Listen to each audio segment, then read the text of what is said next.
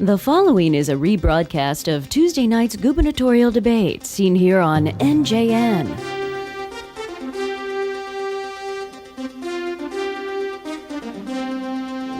Good evening, I'm Kent Manahan. Welcome to the second debate of the 1993 gubernatorial election in the state of New Jersey. Tonight is an opportunity for you to hear the candidates, the major party candidates, answer questions on a wide variety of subjects that are of concern to the citizens of this state. In just 2 weeks to go before Election Day, November 2nd. I'd like to introduce the candidates to you this evening. Governor Jim Florio, the Democratic candidate. Challenger Christy Whitman, the Republican candidate. The format for tonight's debate is straightforward. Each of the candidates will be asked questions in an alternating fashion by a panel of reporters. They will have 60 seconds to respond to those questions. They will also be given 60 seconds for rebuttal. There will be no opening statements tonight, but each of the candidates will be given 90 seconds for closing remarks. I'd like to introduce our panel of reporters this evening. Ken Matz, news anchor, WCAU-TV, Channel 10 in Philadelphia. Ren Scott, New Jersey correspondent, WCBS-TV, Channel 2 in New York. Michael Aaron, senior political correspondent, NJN News. I'd like to remind our live audience here tonight in Whippany that you should hold all of your applause until the end of tonight's format. And I thank you ahead of time and appreciate your doing that for us this evening so that we can make the most of our time in listening to the candidates. And now, as the moderator of this debate, I have the first question, and it has been determined by a coin toss that I will ask that question of Mrs. Whitman. Mrs. Whitman, you are calling for a 30% income tax cut over 3 years in New Jersey, adding up to $1 billion in reduced revenue in this state. The plan has been criticized as vacuous and lacking credibility. In the last debate, you were asked for a detailed explanation of the required budget cuts.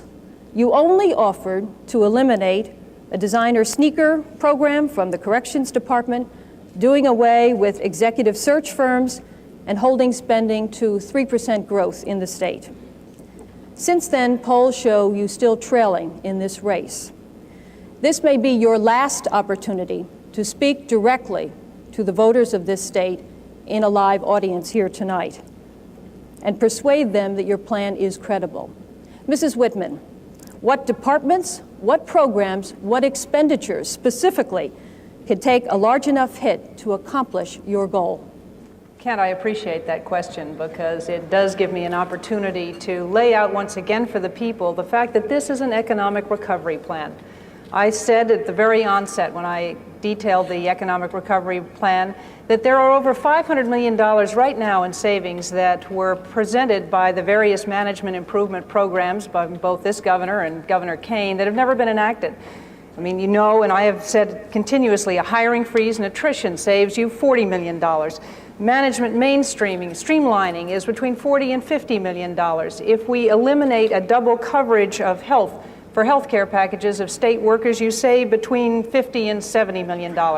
And to paraphrase Everett Dirksen, $1 million here and $1 million there, and you're talking about real savings.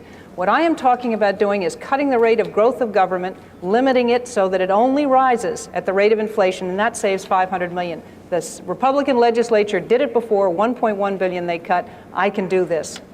All right, we will now begin the questioning with our panel of reporters. Ken Matz, your question for Governor Florio. Governor Florio, you just heard what Christy Whitman had to say about taxes. On behalf of all taxpayers, I'd like to know what your tax plan is. Usually, talk of a tax cut can win votes. In 1989, you had a plan, but your 1990 $2.8 billion tax increase was not part of it during the campaign. If you can't offer any guarantees about new taxes, why should anyone vote for you based on your current plan? Well, offering guarantees is exactly what the problem is. Mrs. Whitman is now talking about guaranteeing property tax, or rather tax reductions. It was interesting, she's sending out now urgent grants, which are promising everybody $1,000 in their pocket if they vote for her. Next, we're talking about timeshare, condos, and Ginsu knives. I mean, you have to have some credibility when you talk about these things. What we've done is we've just come through 3 tough years in a recession when we've had balanced budgets, no new taxes, in a declining economy. We have even put money aside. We created a rainy day fund. We've capped spending. We have been able to start this year with a $400 million surplus. I am confident that we are going to be infinitely better off than we were in the last 3 years. With the economy starting to rise, certainly revenues are starting to come in. We're starting to see the economy pick up. But am I going to guarantee there'll be no new taxes in the next 4 years? It would be irresponsible. As a matter of fact, I was pleased to see that Mrs. Whitman took the same position I do, that it would be irresponsible to guarantee no new taxes. Governor, there's always fat in any administration. You've had plenty of time to find out where it is in yours. Could you tell me at least 3 places you would trim the fat if you're reelected? Well, it's an easy thing to do because we have already taken 10,000 personnel out of the payroll. There were 10,000 to be, at the end of this year, there'll be 10,000 fewer people on the state payroll than when I came into office. We have already taken out $1.8 billion worth of cuts on the basis of our audit commission. I'll give you an example. When we came in, I believe there were 79 state automobile repair facilities around the state. We consolidated that down to 29. We saved $13 million in the process of doing it. We've consolidated whole departments. We've coordinated programs to be able to affect the savings, and we're going to continue to do that same type of thing, to provide to the people of this state more cost-effective government.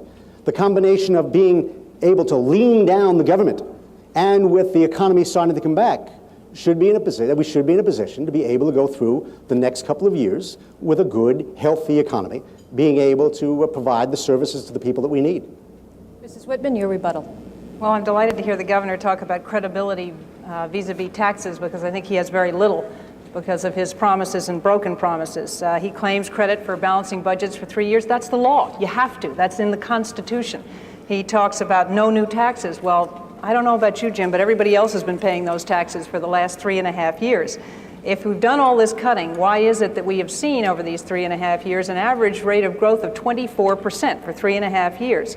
That's not leaning down, that's leaning up. And just looking at the department that I know something about, the Board of Public Utilities, when it was merged with the DEPE, that would have been an ideal opportunity to get rid of some of those upper-level political patronage appointments. We still have 3 commissioners of that department. If you're serious about cutting, those are the kinds of cuts you have to make, and you have to say no to your political cronies.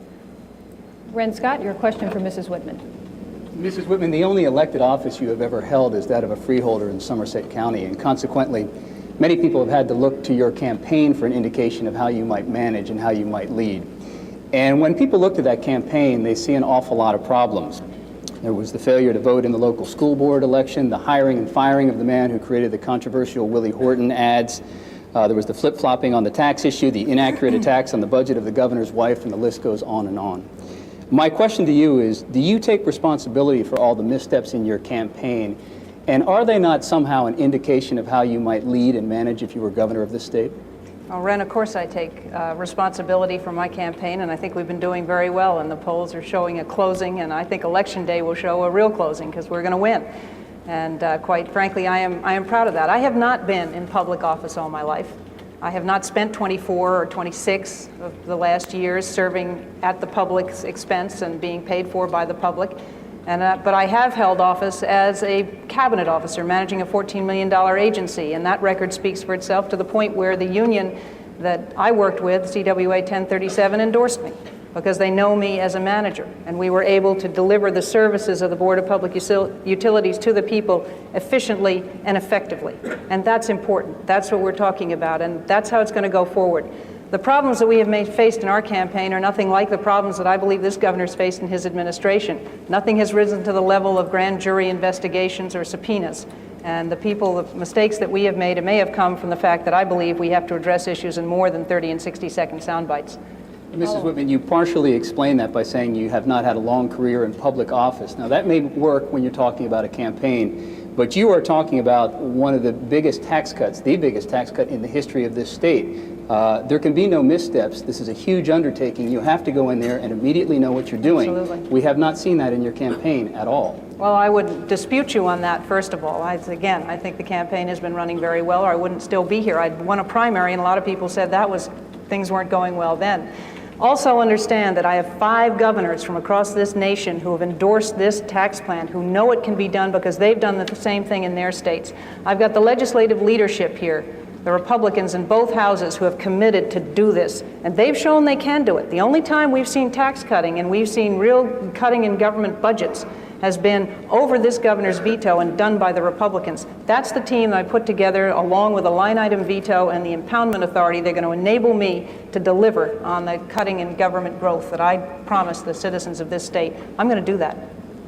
Michael Aaron, your question for Governor Florio. Florio gets a rebuttal. Good, your rebuttal.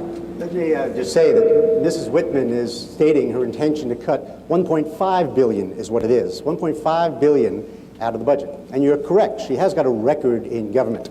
When she was on the Board of Chosen Freeholders in Somerset County, 72% was the increase in spending during that period of time. She cast 2,731 votes. One of them was for a decrease in spending. 4 of them, by the way, were for increases in her own salary. When she went to the BPU and talk about patronage appointments, she conceded in her confirmation hearings that she had no experience whatsoever in that position. And while she was there for 2 years, spending went up by 23%. This is not a cutter. What we're saying in this campaign is that Mrs. Whitman owes it to everyone to, at least with some minimum degree of specificity, spell out where she's going to cut. Not generalized statements of efficiency and things of that sort. She's going to be cutting into programs that go to the core of property tax relief. And therefore, she owes it to everyone to spell out where she wants to cut. Michael Aaron, your question for Mr. Florio. Governor Florio, I think it's fair to say that you have ridiculed Mrs. Whitman's economic plan in the campaign and here tonight. Part of that plan is to raise the threshold above which people pay state income tax from $3,000 to $7,500. Mrs. Whitman says it will help the inner city poor, and that's why she proposes it. It probably wouldn't cost the state that much in lost revenue. If re-elected, would you consider adopting that part of Mrs. Whitman's plan? Michael, the difficulty is you can't talk about a part of something. But clearly, if that was the only part of Mrs. Whitman's plan, it would be dismissed as virtually irrelevant to the micro or the macroeconomic situation that we have in this state. The problem is she's talking about this grandiose program that will promise the moon to people. They're going to get 30% reductions. They're going to get $1,000 in their check in their pockets as a result of her election. She went and talked to some people and said that in the urban areas, she'll promise them 50% reductions. This all adds up to, as I said, at least $1.5 billion, and we don't even have the foggiest notion as to what programs are going to be eliminated. Mrs. Whitman, while she's talking about cutting, is also out promising increasing government spending. In the Department of Commerce, she has been specific. In the Department of Corrections, she's been specific. In the Department of Agriculture, she's been specific. She's talking about increasing their budgets by $1 million, millions of dollars rather, and she's talking about cutting, but in the abstract. You can't have it both ways. You would not adopt the proposal that would help people at the bottom end of the scale? Well, I will look at the specifics of it, but to go and to talk about one's whole campaign being based upon that relatively small amount of what it is that what she is talking about, it seems to me is not credible. And over and above that, to pull that little piece out of this large package, the political attractiveness of what it is she's trying to put forward, huge cuts, is not driven by that component of the plan. It is driven by her holding out the prospect of 30% reductions in everyone's taxes across the board. Your response, Mrs. Whitman? Well, Michael, once again, we have what we heard before when the Republicans cut the penny off the sales tax and when they cut the governor's proposed budget, $1.1 billion. The governor stood there and said parks were going to close and the senior citizens were going to be on the street and the world was going to come to an end. And it didn't happen. He doesn't understand it because he hasn't been part of it. In Congress, Governor Florio voted to raise his salary. He voted against every opportunity he had to cut spending in the Congress and of the Congress.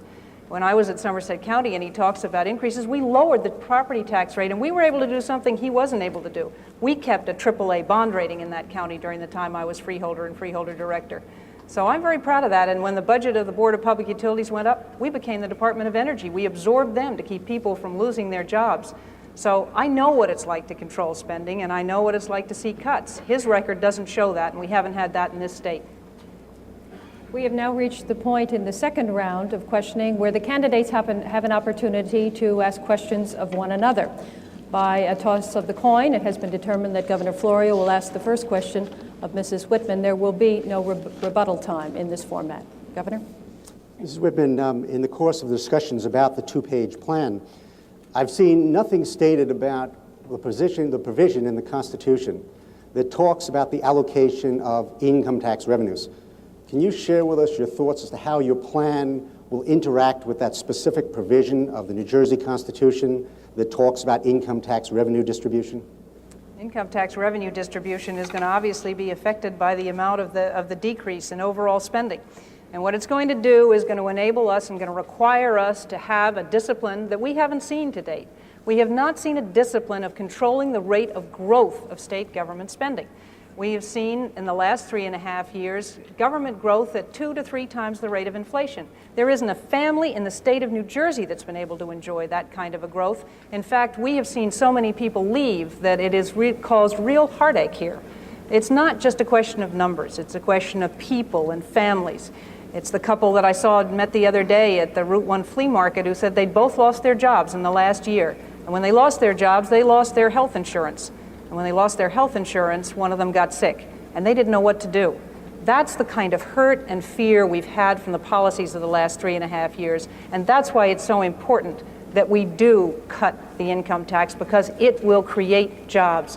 This is a job creation program, and that's what it's all about. It is now your turn, Mrs. Whitman, to ask Mr. Florio a question. Governor, at the first debate, you stood next to me and claimed that your policies had been creating jobs, and that you currently have an ad on television that claims you are fighting a national recession to save jobs. The federal unemployment numbers tell us that while New York and Pennsylvania's unemployment rates went down, New Jersey's unemployment rate went up. In fact, we've lost 79,000 jobs since June, and over 118,000 workers have left this state during those same 4 months.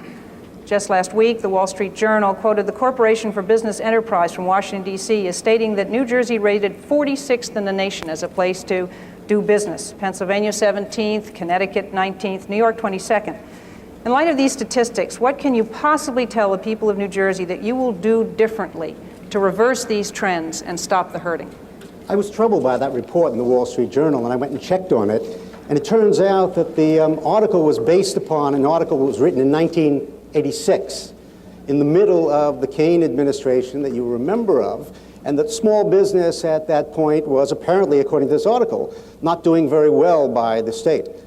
I think if someone wanted to update, and if one was credible, one would go and do that. You would see that our EDA is working very, very closely with the small business community, with the medium-sized business community. We provided some $1 billion in loans and assistance to companies, creating 30,000 jobs. In this last week, since the last debate, Bristol-Myers Squibb invested $64 million in a project in New Brunswick. That's the third major investment that they've made, over $200 million in New Jersey in the last 3 years. Lehman Brothers announced that they are coming to New Jersey, 900 workers, and they promise to hire another 500. Six Flags at Great Adventure is on the verge of making a major announcement that is going to help our tourism industry. So we can have numbers, but the business people know where it is they want to invest, and they're not doing this because they like us. They do it because they have optimism about the future in New Jersey. All right, we are going now back to our panel of reporters to continue the question. Ken Matz, your question for Mrs. Whitman. Mrs. Whitman, most people learn about their candidates through radio and TV these days, and recently you've been dishing out some negative campaign ads. An example, Jim Florio, he may be the worst governor New Jersey's ever had. That doesn't really tell the voters that you have a better plan and what that plan might be. On the other side, it's just as bad, though. I have to remind the audience to please refrain from that. Thank you. On the other side, it's just as bad, though. Whitman on welfare, out to lunch. And does Whitman even understand? Now, political analysts tell me there's one very good reason negative ads are used, and that's that they are effective. But what I'd like to know is, does that mean in the waning days of this campaign, things are going to get even dirtier on both sides? Certainly not on my side. And as you know, the first two ads that we went out with were ads that actually talked about the economic plan and how it was going to work. And I think actually I do owe the governor an apology. He's probably not the worst governor. I give that honor to Benjamin Franklin's son, who was taken out of the state in handcuffs for supporting King George's tax increases. But this is about more than that. And you're right, because the way I have been portrayed in the governor's ads is someone who drives drunk after dark with an Uzi shooting at people, and that's simply untrue. It's been taking positions of mine and distorting them. I do not support assault weapons, and I have not supported assault weapons. As the first woman governor of the state of New Jersey, no one's going to be tougher on deadbeat dads than I'm going to be. And I support welfare reform and I have stated publicly that I am going to support every mandatory minimum that currently exists. I think we ought to be careful as we expand those, but I want to be tough on criminals, and that's why I say third-time violent offense, and you're gone for good in the state of New Jersey. Your response, Mr. Florio. Seeing a little conversion here tonight, which is interesting and welcome. First ad out of the box this year was a wrongful attack on my wife, which was subsequently pulled. I have been categorized as Nazi-like in putting forward a welfare reform program that I happen to think is very important in asserting parental responsibility. Mrs. Whitman has been talking about a whole lot of things that really she should have some concern about credibility, because she said she's not in favor of repealing our assault weapon ban. But then she said it was a lousy law, and she wants to dramatically change it to put some of the prohibited weapons back into circulation. She wants to grandfather all of the weapons. And now, this last week, we learned that she wants to be able to have people pass them on to their heirs. Well, that's nice. I'm not sure what anyone would do with a Tech 9 or anyone would do with a street sweeper. But if she feels strongly about it to that degree, that's fine. I guess we got some sense of why in the last few days when her campaign manager, Ed Rollins, in the Washington Post, said that the NRA is a very important ally of the Republican Party. But I guess I don't have any difficulties talking about what we represent and what it is we're trying to do. I want to do that, and I just think all the things that we've talked about in this campaign about her record are all fair comment. Ren Scott, your question for Governor Florio. Governor Florio, last May, it was revealed that your former chief of staff, Joseph Salima, suddenly resigned after it was revealed that both the FBI and the Securities and Exchange Commission were investigating a possible kickback scheme involving his company, Armacon Securities. Now, your explanation of that incident has been that he resigned to avoid becoming a distraction during this campaign. Now, legally, it may turn out that Joseph Salima did absolutely nothing wrong, but morally and ethically and administratively, is it not wrong to have someone so high in your administration who can make hundreds of thousands of dollars based on decisions that your administration makes? Well, Ren, you're really jumping to a whole lot of conclusions, none of which have even been asserted yet.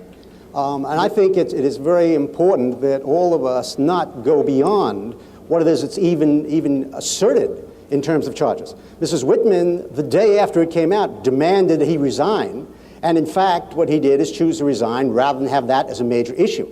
I mean, if we're going to talk about ethics, we're going to talk about who it is that's on the right side of the law. I have not been accused and fined for failing to pay my income taxes.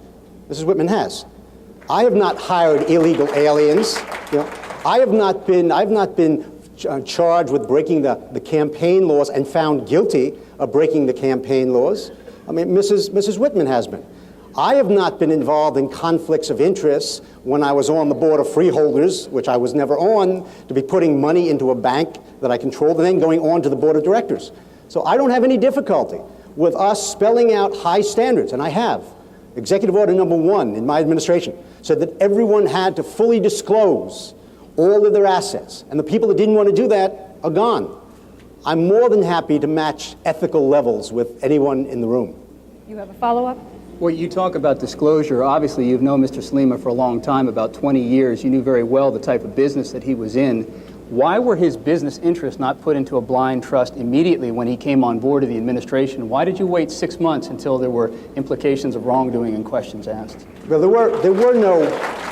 I have to ask you once again, audience, to please refrain from all clapping. It is unfair to the candidates and it is unfair to the reporters up here. We are here to hear the responses of the candidates tonight. Thank you very much.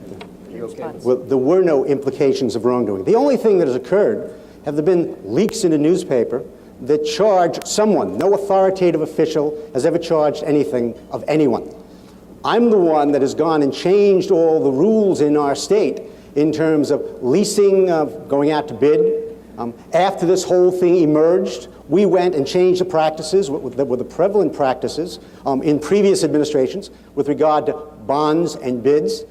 We were the one that charged and provided for full disclosure of income. So we have set a very, very high standard of ethical propriety. And as I said, I'm not the one that presided over the BPU and had a court come down and said that there was an illegal land deal in the waning days of Mrs. Whitman's administration. The court found that the competitive bidding laws had been circumvented and that there had been an illegal transfer of waterlands to a developer. So again, I'm more than happy to have anyone match my personal record or my administration's record against anyone else's record with regard to ethical propriety. Your response, Mrs. Just Whitman. once, I wish the governor would get his facts straight, but given the fact that this administration has so many things hanging over it, I guess it's not surprising that he feels the need to try to make up things about us. We have never, ever been fined for non-payment of our income taxes, Governor. Get that straight. I also understand that we're talking about an administration that has 2 grand juries investigating, and in fact, another member of the administration is going to be called to testify before a 3rd grand jury. We have a Securities and Exchange Commission that's investigating this administration. There are 16 different levels of government that have had their papers subpoenaed in light of investigations going on in this administration. We have allegations of abuse of certificate of needs for nursing homes and misuse of influence on deals with former legislators. I mean, it's staggering how much has been going on. And he stands here and has the gall to say to me that I have low ethical standards, or to say that he would call us into question at all. That's outrageous. And besides, I also know that on the watershed deal that you referred to, what the courts found was there was a better way to make it stronger based on my language, and as I set out so clearly in my statement at the time. Michael Aaron, your question for Mrs. Whitman. Mrs. Whitman, the question is about school funding. You've said that if Judge Levy's finding that urban schools need $450 million more is upheld, you would reallocate existing funds. You also told us at a press conference last week you would not necessarily take money away from suburban schools. The Department of Education's operating budget is only $38 million. The rest is all state aid to school districts. If you're not going to take it away from wealthier districts, where would $450 million come from? Well, Michael, when you've got an administration that finds itself in the position with a commissioner who finds herself in the position of saying she doesn't know where $14 million in desegregation aid has gone, she can't identify, and her assistant commissioner for finance says that we may never know where 50 cents out of every one of the dollars spent for the Quality Education Act, $1.5 billion in the governor's own words. I believe that we can find $450 million within that budget. That's the point of getting into the administration, getting control of it, and starting to get accountability into the system. I think one of the biggest tragedies we've seen over these last 3.5 years is what we've done to our children, to rob them of their future. Here it is, 3 years later, $1.5 billion spent, and we're not any better off, and our children aren't any better off. And that's the real tragedy here. And we have an administration and people in the administration who don't know where the money went. That's unacceptable. That is something that you just can't look people in the eye and say, this is about the future. That's why it's so important we get accountability into the system, we establish core curriculum standards, we ensure it doesn't matter where a child goes to get an education, they'll get the same level, and we judge that effectiveness by whether or not they can go out after high school graduation and either get a self-supporting job, if there were any, or go on to higher education and be mainstreamed. With all due respect, I still don't hear you saying where you would get the money from. I have said the entire budget is $4.8 billion. We're looking to a 3% increase, that's $5 billion. We can find it within that budget. You can find $450 million, and we don't know what we're talking about is discrepancy here. We don't know the time frame under which we're going to have to find that, but we can find it. Governor, your response. Yes, let me just, this is very interesting. The question I asked to Mrs. Whitman before about the constitutional provision that specifically dedicates all of the income tax monies to a special fund that has to be used for property tax relief. A portion of that money is used for school aid assistance, which is a form of property tax relief. Mrs. Whitman is going to cut $1.5 billion out of the budget. A good portion of it is going to come out of that fund, which is going to our schools. Yeah. She also has been lamenting for 3 years the fact that I increased monies, the income tax, which are going to that school, to those schools. So in a sense, what she's doing is taking a double hit, saying she didn't want the money to go to the schools, which now allegedly are underfunded. And then over and above that, she's going to take more money out of the system, which is funding the schools, which according to a lower court, which I disagree with, is providing that they are underfunded. This is totally incoherent. You can't be saying you're going to provide for more funding, and you can't be saying that you're going to try to balance the budget when you didn't want the money that went in the first place, and then you're going to take it out of the property tax relief mechanisms that, among other things, finance the schools. Ken Matz, your question now for Governor Florio. Governor, as we've already heard this evening, you take great pride in the New Jersey assault weapon ban and other regulations placed on handguns that help to make New Jersey the toughest place in the nation when it comes to gun control. But Lieutenant Joe Richardson of the Camden Police complained to me just today that virtually all of the charges involving gun regulations are routinely plea bargained away in just about every case. Lieutenant Richardson and other members of the force want to know why we must have these tough laws if they're really not going to be enforced. Well, thank you very much for giving me the entree to be able to talk about mandatory sentencing and minimum sentences so that there will be no such plea bargain. There will be no such discretion to downgrade effectively the penalties in the law. When I signed the bill that said that if you carjack, a relatively recent form of street vandalism and street thuggery, you're going to go away in New Jersey for 5 years. Mrs. Whitman said that was too tough, and she expressed her opposition. Tonight, I think I heard a bit different tune, but the fact of the matter is what we've tried to do is to spell out, particularly in violent crimes or potential crimes with violence involving handguns, that there'll be a certain penalty that you can rely upon, that if you go and carjack, you will go away, not a day shorter. Mrs. Whitman has not supported that. A follow-up? Yes, Governor, if you talk to a police officer in New Jersey these days, he or she is just as likely as not to complain about the system. In Camden, for example, according to the latest crime statistics, the number of homicides is up, the number of rapes, the number of juveniles involved in homicides also on the increase. With all due respect, Governor, what have you done so far to stop this alarming trend, and what are you going to do in the future? Well, the statistics you selectively picked really don't reflect the statistics in the whole state. And what we have to do is to go target in those areas where there are problems. And part of what we're doing is establishing community policing programs. The Attorney General of the United States came in and said that New Jersey was way ahead of all of the other states in terms of getting more police on the beat in the communities. If you go to Camden, go to East Camden, where we've just established a mini police station. The business people in the Federal Street area will tell you that things have changed dramatically since we've had this police presence in this mini station. Police on the beat is a very key part of what we've tried to do in our community policing programs, and we're going to continue to do that. But that does not in any way detract from the need to have certainty and strong laws for that relatively small number of people who are the career criminals, who are disproportionately responsible for a large amount of the crime. So it's the balance. Prevention of crime with things like our DARE program and community policing, and tough crimes for those who are violent offenders. Your response, Mrs. Whitman. The statistics that you cited are precisely the reason why you can't rely solely on mandatory minimum sentences to dissuade behavior. That's why I've called for third-time violent offenders going away for good, because in 50% of the cases of those current inmates have an average of six prior offenses, 6 prior arrests, 9 prior offenses. It is something, it's a cycle that we have got to break. The Attorney General, whom he talks about, who will be coming back in for him again, I'm sure, also opposes mandatory minimum sentences. What we need is judges who understand it's their responsibility to enforce the law, not to write the law. We need to intercede earlier with our juveniles. That's why I've called for boot camp, something the governor said he was going to deliver in 1989, and like so many of the other promises, didn't. That's why we have got to start to make sure that we have a law that says you serve 70% of your sentence. Right now, the average length of sentence served is 20 to 25% of the sentence given. That's what's wrong with the system. The next question goes to Mrs. Whitman. Ren Scott. Mrs. Whitman, in many school districts in this state, school children are being introduced to AIDS education as early as kindergarten and first grade. And many students are being introduced to alternative lifestyles as early as 2nd and 3rd grade. And many parents are reacting by saying, this is much too young, much too early. My child is losing his or her innocence, and they are not having a chance to be a child.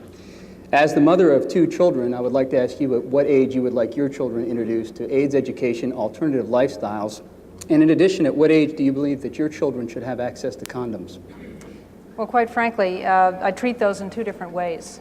AIDS education is something that our children were exposed to education at the early grade, starting in about the 5th grade, 4th grade, 5th grade, and that was an appropriate time for them.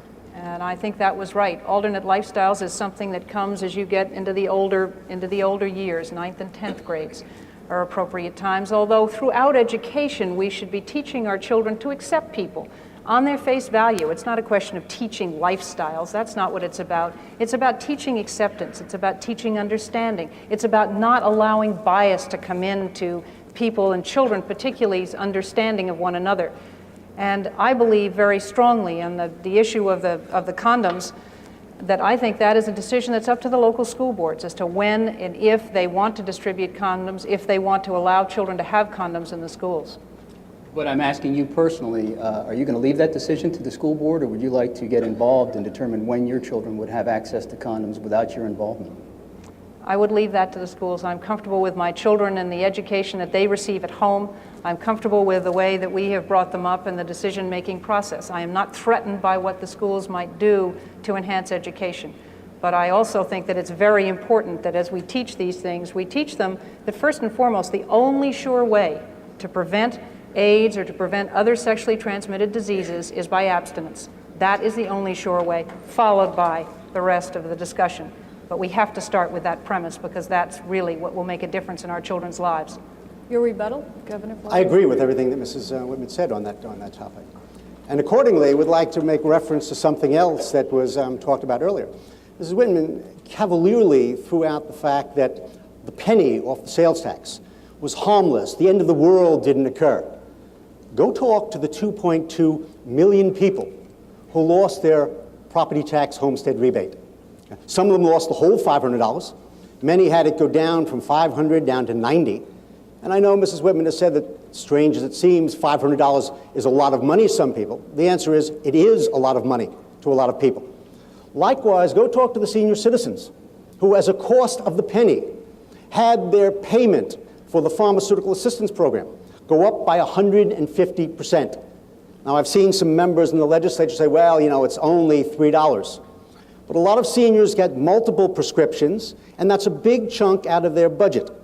So I would just suggest that there is nothing for free, that we found that that penny cost people a lot of money, and the $1.5 billion that Mrs. Whitman is promising is going to cost a lot of people money as well. Governor, the city of Camden, which you represented in Congress for 15 years, is one of the poorest in America. Trenton, Newark, Patterson, and Jersey City have serious problems associated with poverty. While we're still waiting for Mrs. Whitman to unveil an urban initiative, as she said a month ago she would, why aren't the cities in better shape after 4 years of Jim Florio?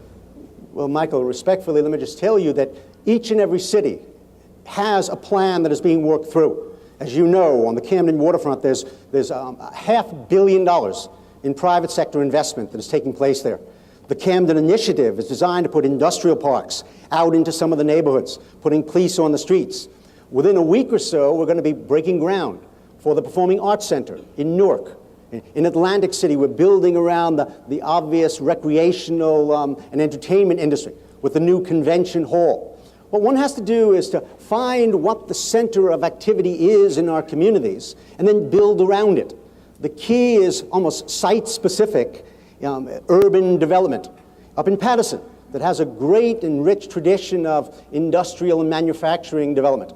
What we're doing is going back and helping to build the new type of manufacturing entities. Smaller, more capital intensive, but we're working with New Jersey Institute of Technology and Stevens Institute with small entrepreneurs to build business and manufacturing incubators. So we have a city-by-city plan for all of our communities. Michael, do you have Mrs. a follow-up?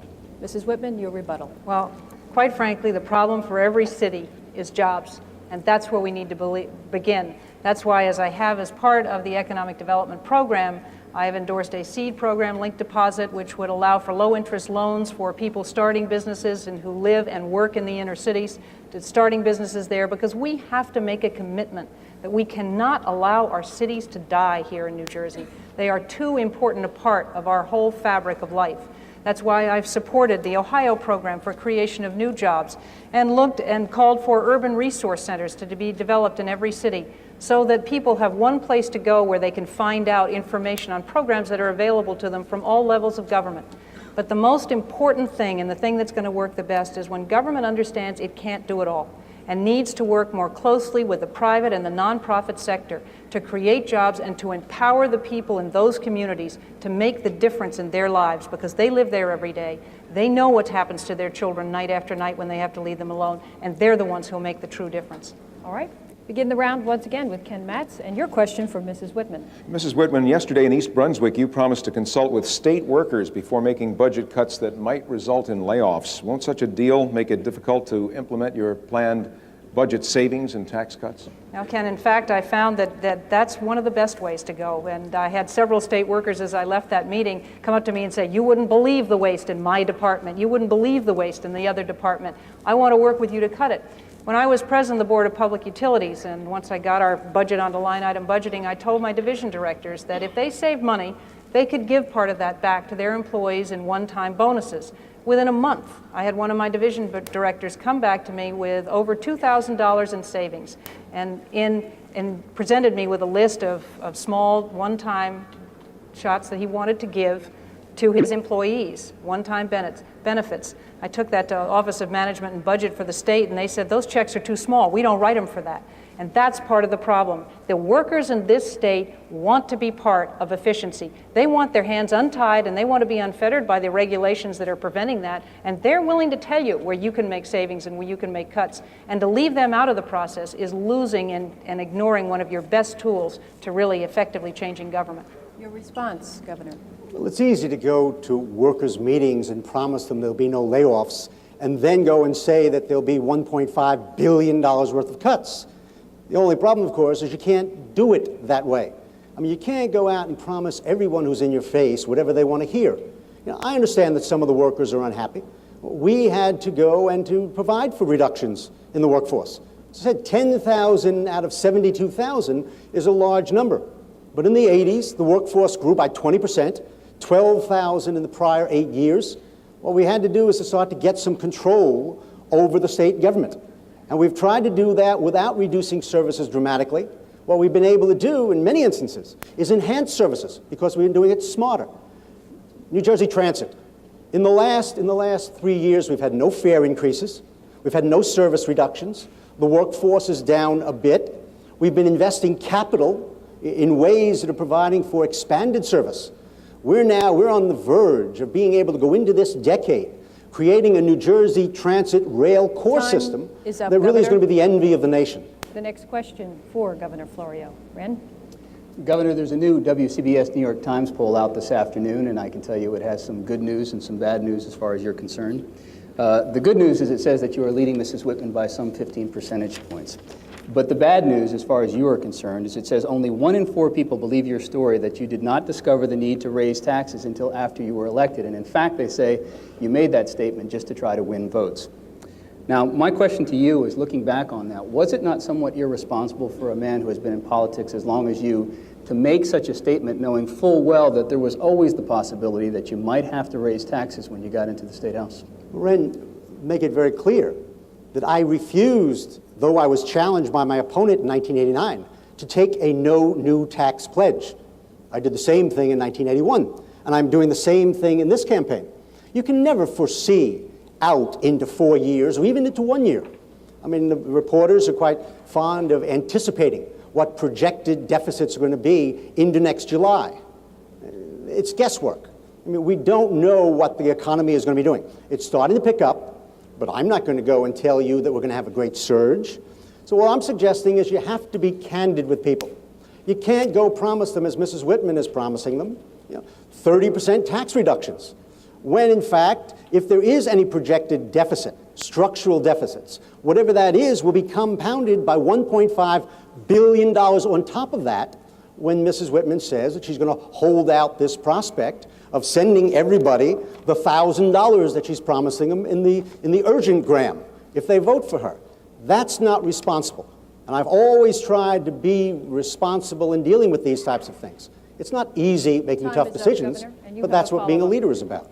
But Governor Florio, if you wanted to be responsible, why did you make the statement that you saw no need to raise taxes back in 1989 when it was a very real possibility? Well, Ren, as you may recall, and you can go back and see, we cut some $2 billion out of the projected budget that was given to me when I came into office. If I had said in the course of a campaign that I'm going to cut $2 billion, and I remember all the protests in front of the State House. We had the arts people out there protesting the cuts. We had the farm people, the human services people. We made dramatic cuts. If I had told people we would make those cuts, they would have said there was no way we would have had to raise taxes. But we made the cuts and still had to raise taxes. The combination of the onslaught of the new recession that was coming just at that period of time and the entitlements that continued to grow resulted in us having to do those things. And I take full responsibility. We made the tough decisions. None of them were easy, but taking responsibility is what this is all about. It is not promising people pie in the sky. Mrs. Whitman, your response? Well, the governor just said now it's grown to $2 billion that he cut, but if he could cut $2 billion, he's worrying about my being able to cut $1.1 billion by limiting the rate of growth of state government. I mean, this is just a one in a litany of broken promises from that campaign. He promised that he wasn't going to raise taxes, and then he did $2.8 billion. He promised he was going to lower auto insurance by 20%. Those were his words. We haven't seen any of that. Property taxes he promised were going to go down, and he held a press conference just the other day to pat himself on the back that they only rose 4% this year, and that's bigger and faster than the rate of inflation, and that's while property values were going down. We heard promises that the education system was going to get better, and that has failed.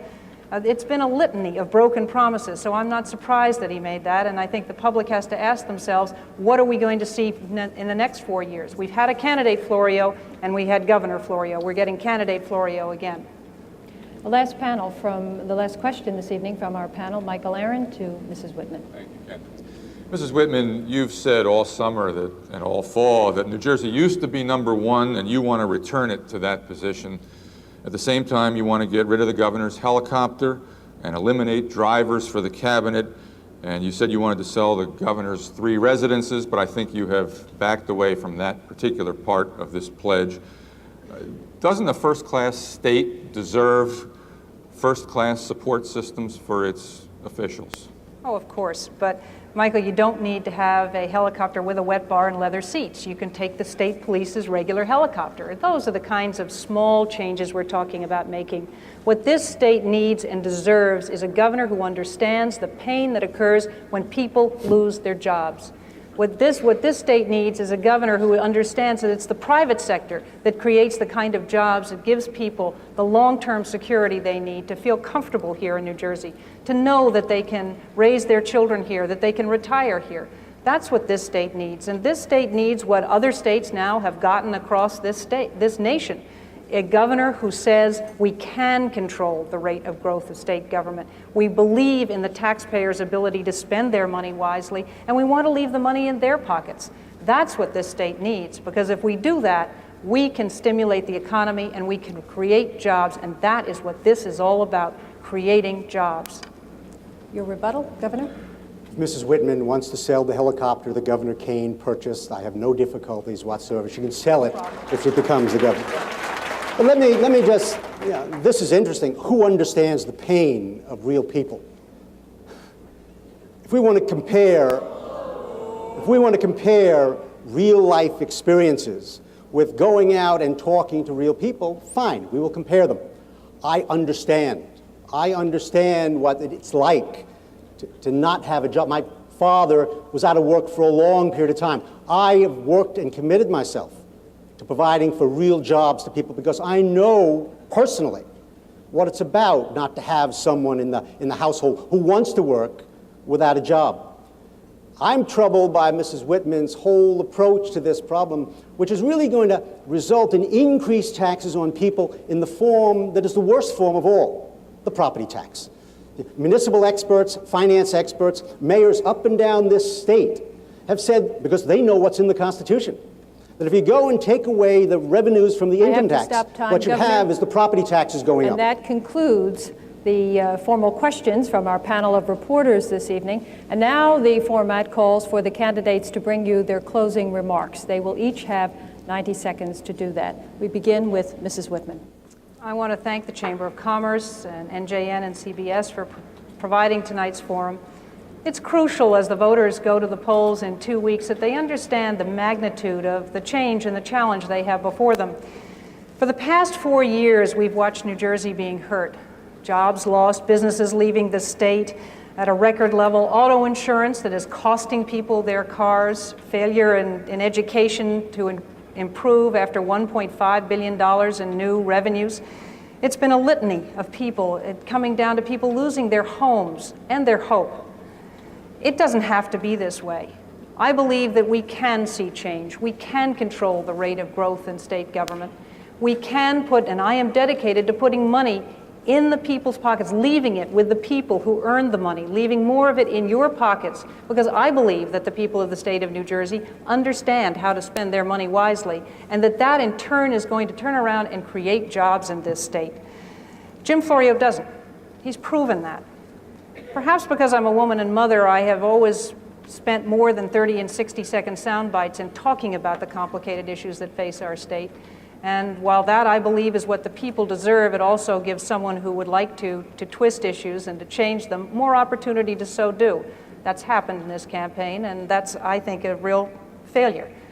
This election is about the future. And I just want to say that together we can bring this state back. It's about the future and about a wonderful future for the state of New Jersey. I'm an optimist. And I'd also like to say thank you, and please vote for me. Go Governor, Phillies. Your closing remarks. Please, in 90 seconds, you can do your applause. Thank you very much. I, too, want to thank the stations and the Chamber, of course, for giving us this opportunity to talk about the very stark differences that exist between myself and Mrs. Whitman. In 2 weeks now, the people will make their choice about whom it is they think should be the governor. They've heard of ideas, they've heard our ideas, and they've heard our plans and our programs. Now they have to make a determination as to who is willing to take the responsibility for the tough decisions to be able to carry one's plans out to reality. You know, I've made hard decisions in these last couple of years, and I'm prepared and have taken the responsibility for all of them. I've learned a lot in these 4 years. It always hasn't been pleasant, but it's made me a better person, and I think it's made me a better governor. The people of this state also have to determine who has the credibility to be the governor, who does best understand the needs of real people, what people's hopes are, what people's dreams are all about.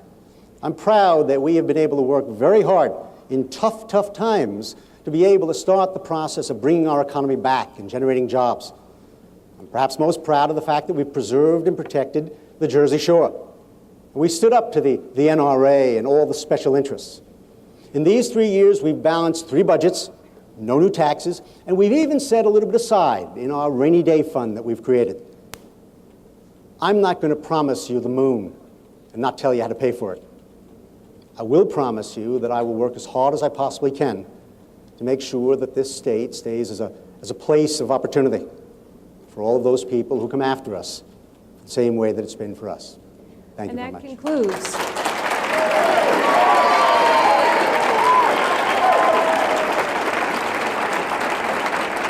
Well, I did say you could clap, but I'll ask you to hold up for just a bit here till I say our thanks to all of the participants tonight. That does conclude the 1993 New Jersey gubernatorial debate. We have heard the candidates address a wide array of issues here tonight. I'd like to thank Mrs. Whitman, Governor Florio, for their participation in this exchange. I'd like to thank our panel of questioners, Ken Matz, Ren Scott, and Michael Aaron, for being with us this evening. I'd like to thank you in our audience and the viewers at home for your attention. And don't forget, Election Day is 2 weeks away, November 2nd. We hope this exchange has helped to make you a better voter. I'm Kent Manahan. Thank you very much from all of us, and good night.